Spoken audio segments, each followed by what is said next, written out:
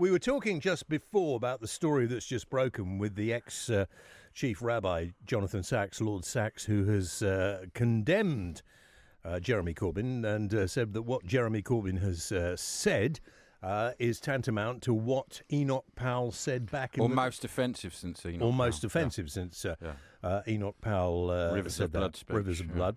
Yeah. We've been on to the Labour Party, and they have given us a response, and I would like to share the response with you. They say, this comparison with the race-baiting Enoch Powell is absurd and offensive. Jeremy Corbyn described a particular group of pro-Israel activists as Zionists. In the accurate political sense, not as a synonym or code for Jewish people. Jeremy Corbyn is determined to tackle anti-Semitism both within the Labour Party and in wider society. And the Labour Party is committed to rebuilding trust with the Jewish community. Mr. Corbyn has said the remarks were defending the ambassador from what I thought were deliberate misrepresentations by people for whom English was a first language when it isn't for him. Well, does that make any sense? Not really. He was trying to improve with the Jewish community by laying wreaths at the funerals of terrorists. No idea. Let's talk to Rabbi Dr. Jonathan Romain, who, of course, is from the Reform Rabbi in Maidenhead in Berkshire. Jonathan, good evening. Thanks for coming on the show tonight. Hello. What do you think? The Labour Party say this is absurd and offensive, what the ex-Chief Rabbi Jonathan Sachs has said. What would you say? Well, if this was the first time that this question about anti-Semitism and Labour and Jeremy Corbyn had come up, then I'd say yes, maybe they've got a point. But this is the most recent instalment in what's really a sort of long-running saga. And it's like every week we have something different, a different speech, a different photograph, a different comment, a different article. And I must admit, it's getting like, well, there's obviously a major problem here. And whereas beforehand I was prepared to say, look, Jeremy Corbyn, yes, he's anti-racist, he's not anti-Semitic, there's just elements swirling around him that somehow he's unleashed wittingly or unwittingly.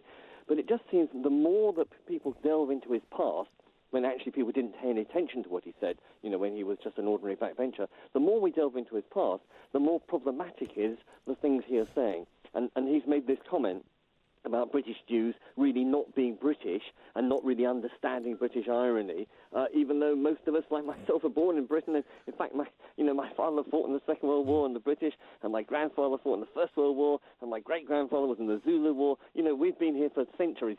And to accuse us of not being British is just, or English, wasn't it, he said? Or English, yes. Yeah. It's really, actually, it is offensive. What is he missing here, Jonathan?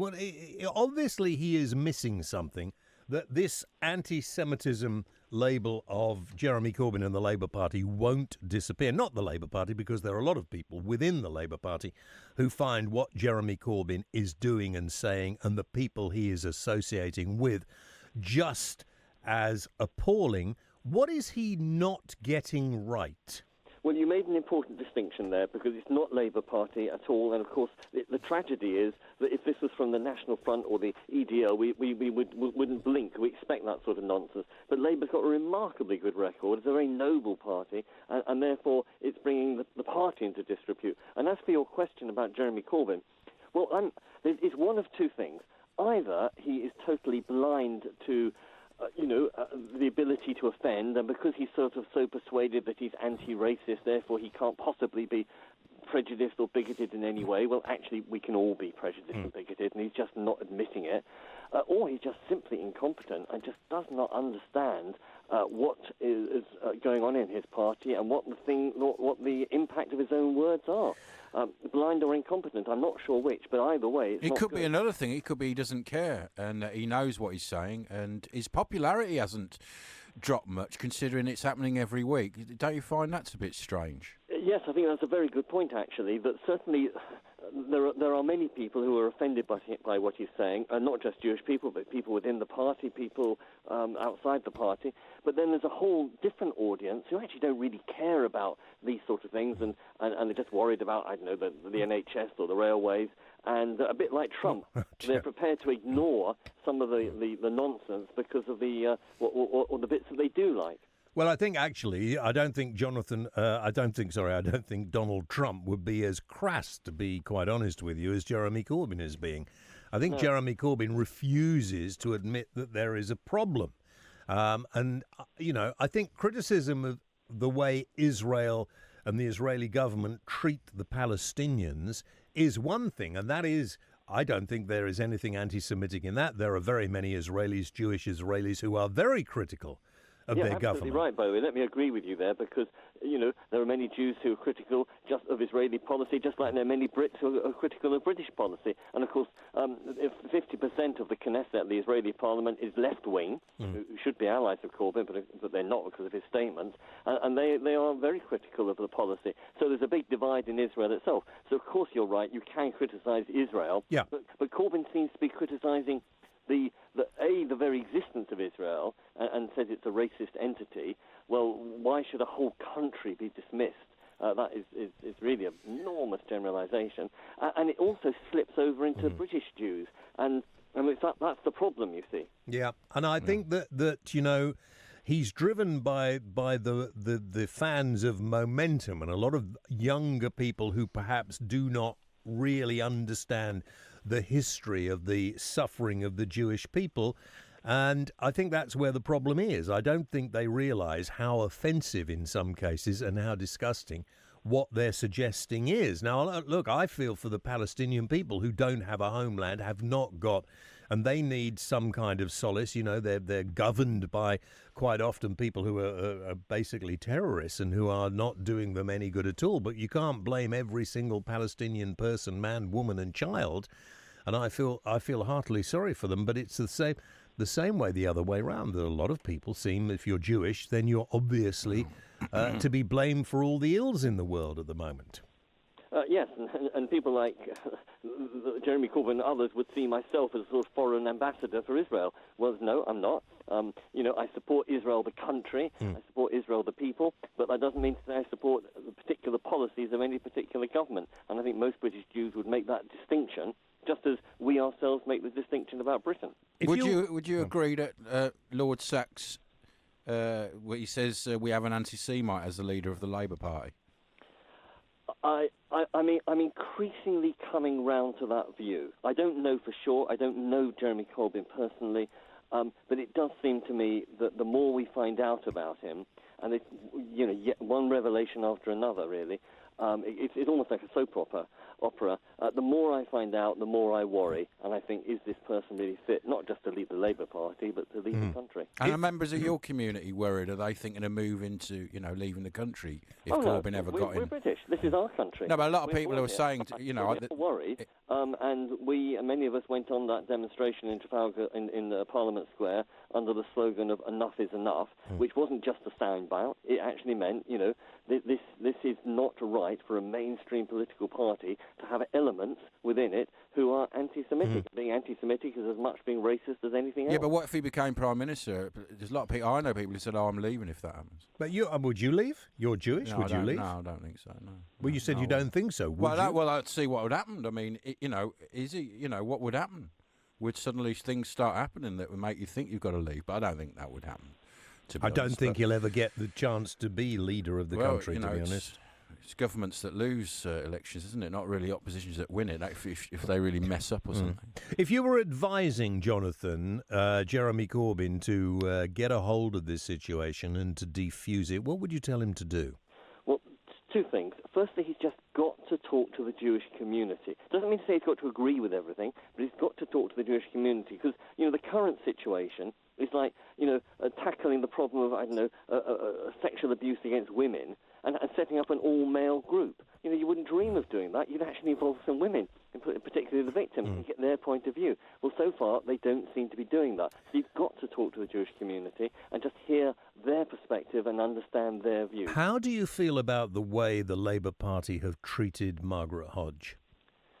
Well, it's very curious, isn't it? Because the moment she sort of was perceived to have stepped out of line, there were threats against her and action being taken, whereas there were many other people who got no punishment at all. or Ken Livingstone, for instance, who was never even expelled from the party because they prevaricated for 2 years and then he jumped ship before they could. So, again, the disparity between the immediate put down to Margaret Hodge and the letting other people get by and by just sort of seemed what's going on here. Why doesn't he get a grip? Why doesn't, he's got to... It's his own sort of reputation that's at stake, frankly. Just for his own sake, you'd have thought he would have taken action and said, not in my name. Well, he said it, and it's a bit like the Pope talking about sort of child abuse. You can apologise and apologise, but unless you actually follow it up with action, people begin to think that's increasingly hollow apology, and we just don't want to hear any more words. We want action. Do you think it now is going to get to a situation where the Jewish community won't vote for a Labour party that is governed by Jeremy Corbyn, and that Jeremy Corbyn is going to have to go before Labour get back to where they used to be? Well, there are many people who support Labour Party and Labour policies on all sorts of issues. But yes, the person in charge does affect how you perceive that party. And so people who voted Labour in the last election and probably will not vote Labour in the next election, and then will wait till there's a change of leadership and then hopefully return to the fold. And I think a lot of Labour supporters also feel that way, and that feel that the party's been hijacked, not just on this issue but in other issues, and they want to rescue Labour from itself. This isn't going to go away anytime soon, and after this revelation that's come out this evening, I think tomorrow we're going to see quite a lot of very cross people in the media, aren't we? Yes, because everybody makes mistakes, and everybody has sort of little cock-ups, and we saw it with the government, for instance, under Windrush, and eventually they got it right. It took 4 or 5 weeks, but eventually they got it right. This has been going on for 3 years. And again, what does that say about Labour Party policy, that it hasn't managed to get a grip? Is it because it's incompetent, or because it doesn't want to get a grip? But it's not losing ratings, is it, from it? Yeah, that's the worrying thing about it. Well, yes. I mean, I don't understand who are the people who support Jeremy Corbyn. I've thrown the phone lines open after this revelation, after listening to what Jonathan Romain has said, what the ex-chief rabbi has said. I'd love to hear what people think about this and whether they still feel that Jeremy Corbyn is a fit and proper person to be a prime minister, a possible prime minister of this country, because it could come to that. I don't think it will, but, that could be the reality in a year or so's time.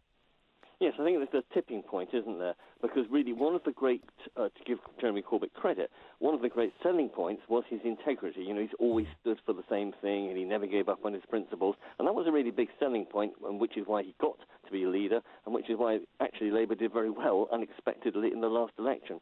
But all these revelations are undoing that reputation. And really, it's not just about Labour, and it's not just about momentum. It's about his own integrity and whether he is right and proper to be leader. Well, he hasn't got hold of this situation. He hasn't been able to diffuse it. So maybe he needs to stand down and let somebody else be the leader of the Labour Party, because, as you quite rightly say, Jonathan, 3 years is far too long for somebody not to be able to sort it out. He hasn't done anything to placate quite a large proportion of the Jewish community in this country. And you would have thought if you were in that position, you should know how to, and if you aren't anti-Semitic, you should be able to get that message across straight away, shouldn't you? Yes, and of course, it's not just about Jews, because if you've got this fault line about a minority, then it means it's there about any other minority. And you could say that sort of the way a government or a party treats a minority is a barometer of its moral health. And this anti-Semitism is almost like a sort of canary in the mine, saying, well, look, other people need to be aware too, because if you can be so either blind or prejudiced or insensitive in this area, then, of course, you can be blind, prejudiced and insensitive in other areas too. Do you think, finally, the ex-chief rabbi Jonathan Sachs was right to make the comparisons between him and Enoch Powell? I'm not entirely sure on a historical basis, but it certainly was right in terms of calling it out and saying, look, this isn't just a little problem, it's actually something quite big. And by sort of harnessing it to the rivers of blood speech, it alerted the rest of the world that there is something fundamentally wrong that really should have been wrapped up within the first 2 months. And, here we are 3 years on, still talking about it. And you're absolutely right. I'm sure this story is going to run and run. And so Jonathan Sachs was right to say, look, this is actually much bigger. It's not just a spat. It's not just about Jews. It's about the soul of Labour and the current leadership. Thank you very much indeed. Dr. Jonathan Romain, leading Reform rabbi.